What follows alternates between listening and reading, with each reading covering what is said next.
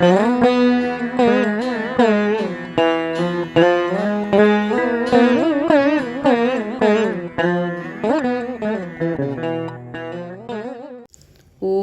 ஸ்ரீ ஆதி மகா சரஸ்வதியே போற்றி போற்றி. பிரபஞ்ச ஞானம் தசமி அருளுரை 4. அன்பினால் நிறைகின்ற மானுடர்கள் அன்பினால் இயங்குகின்ற இப்பிரபஞ்சத்தினை உணர்ந்து கொண்டால் பெரும் ஞானம் சித்திக்கும். ஞானம் என்பது மனிதர்களின் தன்மைக்கு ஏற்ப மாறுபடும். தேடுதல்களுக்கேற்பவே விடையறிதலும் நிகழ்ந்தேறிடும். எந்த ஒரு பிரதேசம் குறித்தும் அறிய வேண்டும் எனில் அப்பிரதேசத்திற்கு பயணிக்க வேண்டும் எனும் நியதிக்கு ஏற்ப உங்களது ஆன்மாக்களை ரீங்காரமிடும் வண்டுகளாக உருமாற்றி இப்பிரபஞ்சத்தை வலம் வருகின்ற கலைதனை கற்று அறிந்து கொண்டால் பிரபஞ்சத்தின் இயங்கு சக்தியினை உணரலாம். ஞானம் என்பது பல்வேறு வகைப்படும். ஒரு பொருளினை குறித்தோ ஒரு பிரதேசம் குறித்தோ அறிவதும் ஞானமே. அப்பொருளின் இயக்கம் குறித்து அறிவதும் ஞானமே. எனினும் பிரபஞ்ச ஞானம் என்பது தனித்துவமானது. ஏனெனில் இப்பிரபஞ்சத்திற்குள் அனைத்து நிலைகளுமே அடக்கமாகும். ஆதி மகா சரஸ்வதியாகிய யாம் பிரபஞ்ச ஞானத்தினை மாறுபட்ட தன்மைகளிலிருந்து போதிக்கவே முயல்கின்றோம்.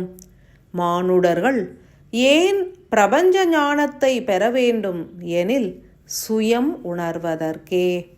மனிதர்களின் குணநலன்கள் யாவும் கலி எல்லையில் மாற்றம் அடைந்துள்ளது. இப்பிரபஞ்சத்திலேயே உயர்ந்த ஆற்றல்களை படைத்தவர்கள் மனிதர்களே எனும் அஞ்ஞான அகங்காரம் பலரிடம் மிகுந்து வருகின்றது. இதன் மூலம் மனிதர்கள் தகர்ப்பது மனித இனத்தினை மாத்திரமே என்பதனை உணர வேண்டும். ஏனெனில் இப்பிரபஞ்சத்தின் இயக்கம் எந்த ஒரு தெய்வத்தினாலும் கட்டுப்படுத்த இயலாதது என்றே உணர வேண்டும். மனிதர்கள் பூமியின் தன்மையினையே மாற்றிவிட முயல்கின்றனர். உயிர்களின் தன்மைகளையும் மாற்றுகின்றனர். ஓர் சத்தியம் உணர வேண்டும். பிரபஞ்ச இயக்கத்தினில் எதனுடைய தன்மையினை மாற்றி அமைக்க முற்பட்டாலும் இறுதியில் முயல்பவர்களே அழிவுறுவர். இச்சத்தியம் உணராது செயல்புரிவதினால் யாம் பிரபஞ்ச ஞானம் குறித்து போதிக்க முனைகின்றோம். ஏன் மனிதர்கள் மாத்திரம் ஆளுமையில் முன்னின்று செயல்புரிகின்றனர் என்றே சிந்திக்க வேண்டும். எந்த ஒரு செயலிலும் வெற்றி அடைய வேண்டும் என்பது மானுடர்களின் அறிவு நிலை உருவாக்கிய பதிவுகளாகும். மானுடர்களின் பெருக்கம் என்பது அறிவு நிலைகளையும் பெருக்கியுள்ளது. ஆன்மாவின் பேரறிவு என்பது இயற்கையான செயல்களை ஏற்றிடும். உயிரின் இயக்கத்தின் மூலம் உருவான பதிவுகளே அறிவினை அழிவினை நோக்கியே ஈர்த்து செல்கின்றது. பிரபஞ்ச ஞானத்தில் ஓர் உயரிய சத்தியம் உண்டு. அது யாதெனில் எந்த ஒரு உயிரினமும் அல்லது எந்த ஒரு பஞ்சபூத மூலக்கூறுகளும் அதீதமாய் இயங்கினால் உடன் அவை முற்றிலுமாக அழிக்கப்பட்டு புதியதோர் பரிணாமத்தினிலே வெளிப்படும். அன்பு மானுடர்களே, ஓர் சத்தியம் உணருங்கள். பிரபஞ்சம் என்பது அனைத்து நிலைகளையும் சீராய் இயக்குகின்ற ஓர் தன்மையினை இயற்கையாகவே படைத்திருக்கும்.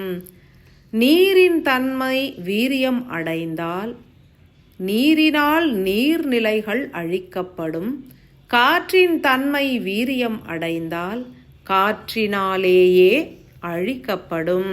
உங்களது நுண்ணிய அறிவு கொண்டு ஆழமாய் சிந்தித்தால் பல சத்தியங்களை உணரலாம். கடல் நீரினால் பெரும் பிரளயங்கள் உருவாகியது ஏன்? நீரானது தனது வீரிய சக்தியினை வெளிப்படுத்தினால் அழிவுகளை உருவாக்கி தானும் அழிவுறும். வெப்ப சக்தி அதிகரித்தால் வெப்பத்தின் மூலமே அழிவுகளும் உருவாகும். ஒன்றினை தெளிவுறுங்கள். எவை வீரியம் அடைகின்றதோ அவை அதன் தன்மையின் மூலமே அழிவுறும். வீரியம் என்பது யாதெனில் ஒன்றின் தன்மை மற்றொன்றின் இயக்கத்தினை பாதிப்படைய செய்வதாகும். நீரின் வீரியம் அதிகரித்து நிலத்தினை அழிக்க முற்பட்டால் நீரானது வறண்டு ஆற்றல்களில் குன்றத் துவங்கும். நிலமானது வீரியம் அடைந்து நீரினை ஈர்த்து அழித்தால் நிலம் நீரினால் சூழப்பட்டு பிரளயங்கள் உருவாகும். அவ்வகையில் பஞ்சபூதங்களே ஒன்றோடு ஒன்று சீர்கேடு அடையும் தருணம் பிரபஞ்ச சக்தியால் அழிக்கப்பட்டு ஒடுக்கப்பட்டு சீரடையும் என்பதனை உணர வேண்டும். மனிதர்களும் அவ்வகையில் ஒருவரை ஒருவர் அழிக்க முற்பட்டால் மனித இனமே பிரபஞ்ச சக்தியினால் அழிக்கப்படும். மனிதர்கள் மற்ற உயிரினங்களை அழிக்க முற்பட்டால் அவ்வுயிரினங்களின் மூலமே அழிவுறுவர். மேலும் பஞ்சபூதங்களை அழிக்க முற்பட்டால் பஞ்சபூதங்களின் மூலமே அழிவுறுவர். இந்நிலை என்பது இப்பிரபஞ்சத்தின் விதியாகும்.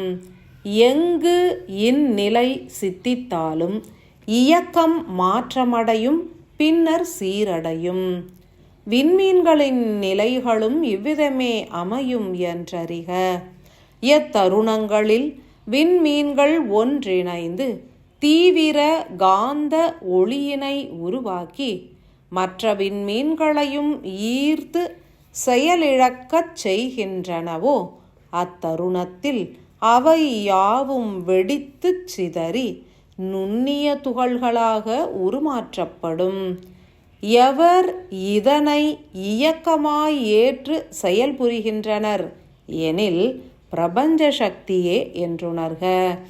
எந்த ஒரு தெய்வமும் பிரபஞ்சத்தினை இயக்குவதில்லை, மாறாக பிரபஞ்ச சக்தியே தெய்வங்களை இயக்குகின்றது என்றே உணர வேண்டும். எனில் மனிதர்கள் உணர வேண்டியது யாதெனில் எத்தருணத்தில் இயற்கைக்கு முரணான செயல்களை புரிந்து அறிவின் தீவிர சக்தியினால் மற்ற இயக்கங்களை மாற்றியே அமைத்துவிட முயல்கின்றனரோ அத்தருணங்களில் அழிவுறுவது மனிதர்களாகவே அமைந்திருப்பர். இதனை உணர்ந்து கொண்டால் பிரபஞ்ச ஞானம் குறித்தே பூரணமாய் அறிந்திடலாம். பிரபஞ்ச ஞானம் எனும் எமது அருளுரைகள் யாவும் மனிதர்கள் பெரும் சத்தியத்தினை உணர்ந்து விடவே எடுத்துரைக்கப்படுகின்றன. இயற்கையின் எந்த ஒரு நிலைகளும் தனது இயல்பு தன்மையினை மீறி செயல்புரிவது இல்லை.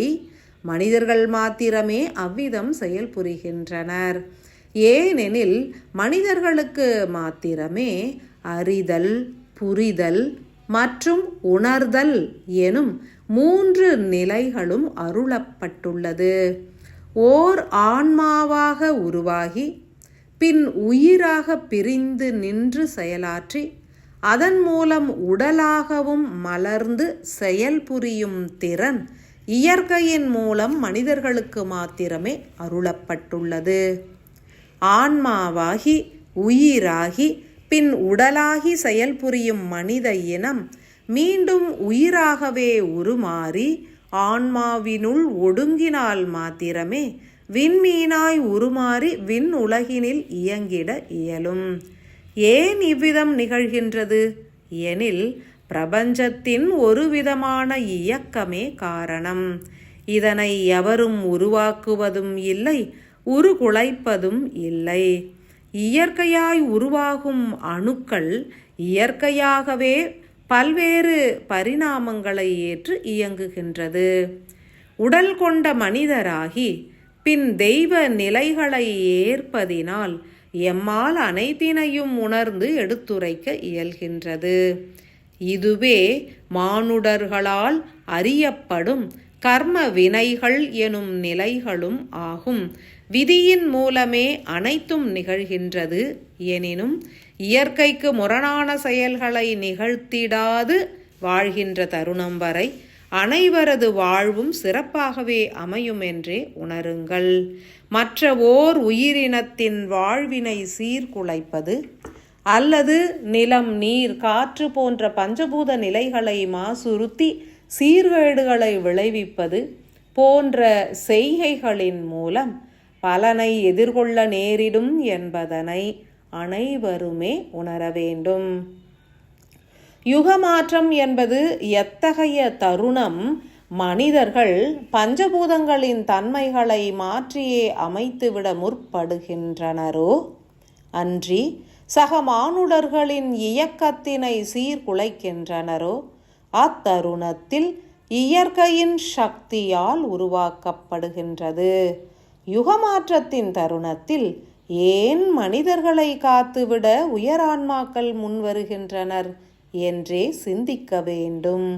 ஒரு பிரிவு மனிதர்கள் இயற்றுகின்ற மாறுபட்ட செயல்களின் மூலம் ஏதும் அறியாத மானுட ஆன்மாக்களும் அழிவிற்கு உட்படுவது நன்றன்று என்றே தெய்வ நிலைகள் தங்களது ஆன்ம சக்தியினை பகிர்ந்து ஈர்ப்பு நிலை கொண்டு மானுடர்களை ஈர்த்து விண்ணேற்றுகின்றனர். எனினும் அழிக்க முற்படுபவர்களின் ஆன்மா பிரபஞ்சத்தின் இயற்கை சக்தியின் மூலமே அழிக்கப்படும் என்றுணர்க.